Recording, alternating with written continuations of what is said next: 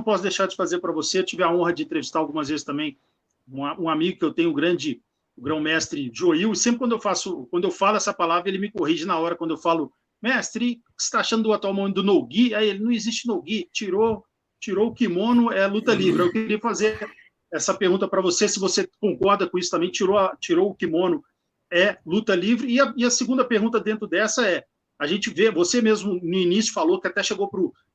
Lá no seu início, antes mesmo de você, nos seus primeiros passos na luta livre, você chegou para o mestre Cássio e falou, mestre, poxa, estou vendo ali o pessoal da chave de pé, e aí ele falou, não, isso aí é grosseria, aquela coisa toda.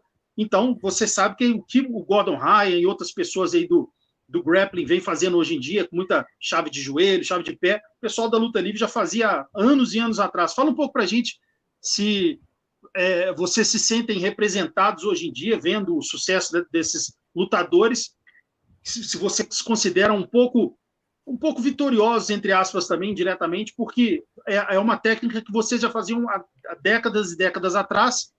E sobre a primeira pergunta também, que não existe no-gi, tirou o kimono, é luta livre. É porque é o seguinte, a questão da nomenclatura, eu deixo essa coisa para lá, tá? Porque a gente vai para o fato, tá?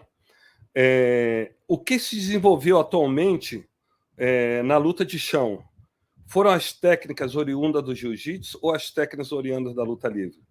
Eu vou dizer para você, as duas, tá?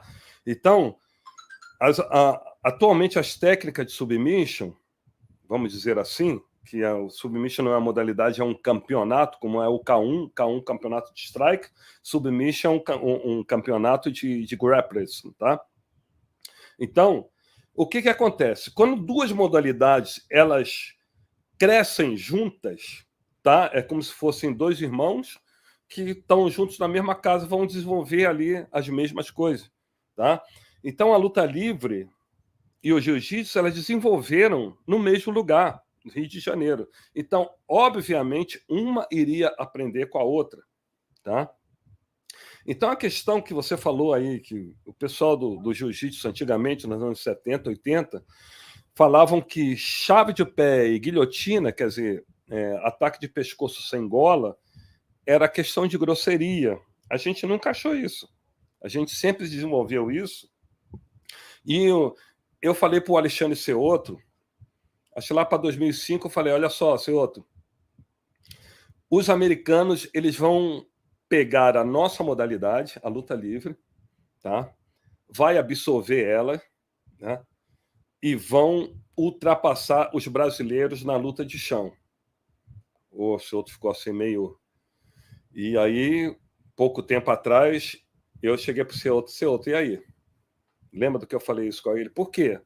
Por que isso aconteceu? Porque o jiu-jitsu era meio preconceituoso com as técnicas da luta livre, tá? A questão da guilhotina, a questão da chave de joelho, chave de pé e tudo mais, né? E aí eles não desenvolvem. Então, o que acontece? O americano ele não está nem aí para esse tipo de coisa de preconceito.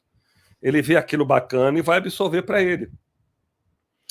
Então, no atual momento, a gente fica muito feliz que um cara como Gordon Ryan, ele é um lutador de luta livre nato. Até falei eu tenho um aluno meu chamado Jim Lister, né? Que ele pegou a faixa preta comigo, ele foi lá para a Alemanha, né? E aí eu graduei ele na faixa preta e falei, olha só, Jim Lister, se o Gordon Ryan quiser receber a faixa preta de luta livre, eu tenho o prazer de dar. Por quê? O Gordon Ryan é um lutador de luta livre nato. Não tem o que diferenciar ele de um lutador, um faixa preta nato de luta livre, porque ele tem toda a cultura da luta livre. Os ataques que ele tem de pescoço, o ataque que ele tem de joelho, de pé, isso a gente já faz há muito, muito tempo. Tá? Então, eu me sinto felizardo, né? Principalmente que eu fui um dos grandes responsáveis dessa coisa se desenvolver também lá. Porque o Renzo ele começou essa cultura da chave de pé lá em Nova York. Inclusive, um aluno meu foi para lá, o Christian, ele levou lá o triângulo de mão invertido, que depois aí começaram a chamar de Darcy Choke, né? E ele falou, eu peguei um monte de gente lá na academia do Renzo. Eu acho que dali que aquele aluno dele desenvolveu aí esse triângulo de mão invertido. Mas o Christian, que é um aluno meu alemão, que agora ele está no templo budista lá, ele foi em 98 lá na academia do Renzo e ele pegou um monte de gente lá.